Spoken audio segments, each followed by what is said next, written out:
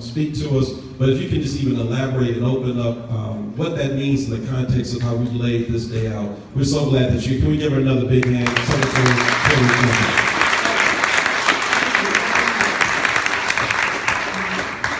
Well, first, to Reverend Dr. Callahan, thank you for welcoming us to this historic church and for your leadership of this church and the work that you and the church are doing in this community. And to Reverend Tyler, thank you so much for being our moderator and for your leadership with one of the, I believe, oldest churches that is still operating in the United States, Mother Bethel.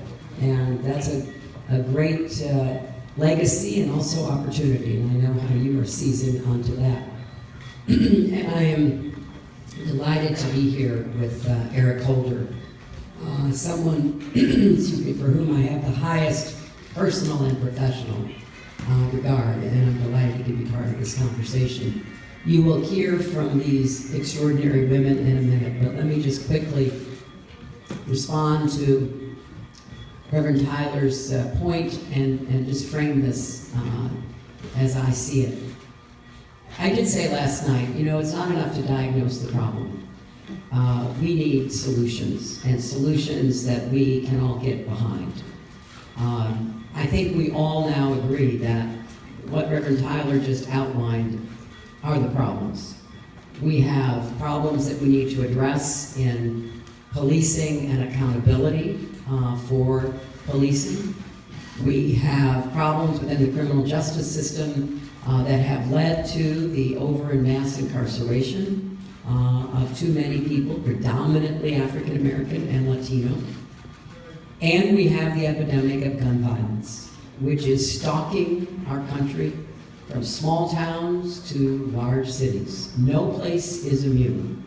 And when, on average, 90 people a day are killed by guns, which adds up to 33,000 people a year, we have to be absolutely disciplined in not becoming insensitive and indifferent to those losses. This weekend in Philadelphia, you had 12 shootings. You had 4 people murdered, including a 4-year-old girl. You had a policeman shot. That was just one weekend in one American city. So the 3 aspects of this problem that we are working on and struggling over together is what I hope we can really zero in on with solutions. And I will just quickly say that the very first speech that I gave in this campaign back in April, now more than a year ago, was to address the need to reform the criminal justice system and to end the era of mass incarceration. I have since laid out very specific policies that I believe would assist us in doing that. The federal government has a role to play, but we also have to change laws and approaches in the states and the cities as well. So we need to develop a national consensus over what we will do to reform criminal justice and to begin to not only do much more to prevent low-level nonviolent offenders from ending up incarcerated, by changing mandatory minimum sentences, by finally ending the disparity between crack and powder cocaine, by ending the systemic racism that is in our system, because it's very clear, and I've talked about this many times, an African American man is more likely to be stopped, arrested, charged, convicted, and incarcerated for doing the very same thing as a young white man who will not go through that process and end up in the same place. So we have to be honest about the systemic racism, and that's particularly the responsibility of white people, not just people in public life, but all of us, who have to keep trying to put ourselves in the position of what goes through the minds and the hearts of so many of the people in our country who know that they're not getting a fair shake.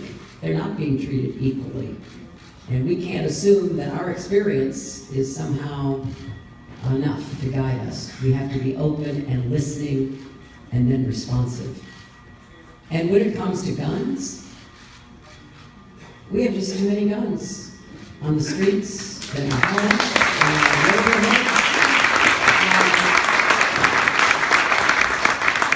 You know, there's been a lot of talk in this campaign, in the primary campaign, about the power of certain interests in our country. And we do have a bunch of powerful interests, make no mistake about it. But there is no more powerful lobby than the gun lobby. None.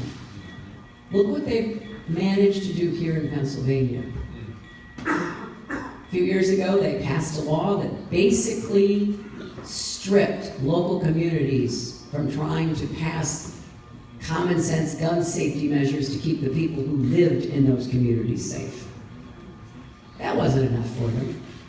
Then the NRA came back and said, no, we're going to make it so that if somebody sues over any problem that happens because of guns, we're going to do the same thing that was done on the national level. We're going to stop that suit. We're going to give special protection to gun makers and dealers. And we're going to make it really painful for people who want to stand up and have their day in court, because we're going to make them pay the legal fees of the NRA lawyers. That's exactly what happened in Congress. It's one of the big differences between me and my opponent, Senator Sanders. We were all in the Senate at the same time, President Obama, me, and Senator Sanders. President Obama and I voted against giving special protections to the gun makers and dealers. Senator Sanders voted to do that. So I know how hard this is. I'm not sitting here spinning a tale of the kind of conversion experience that we would hope would come from the gun lobby.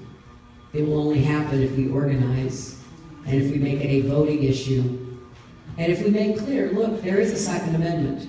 There are constitutional rights. We're not interested in taking away guns and lawful, responsible gun owners. But we have got to do more. And it cuts across every community. We have got to do more to save more lives. I am just haunted by the story in Philadelphia. Because when you take those 33,000 people who die from guns, some are murdered, some kill themselves.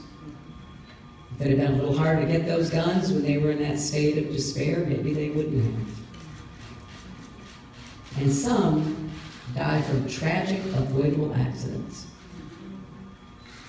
Like the father who was handling that gun this weekend here in Philadelphia. I cannot imagine. And now that 4-year-old daughter is dead. So we have work to do, but I think it's important and worthy work. And we can't let the gun lobby just stand there indifferent to the pain and the anguish that is being caused by gun violence, no matter who is holding the gun. So I hope that we'll have a chance to elicit any suggestions or ideas, but I do think it's important to hear from Attorney General Holder, who was in a position to see a lot of this firsthand, and then to hear from these extraordinary women. Thank you very much, everybody.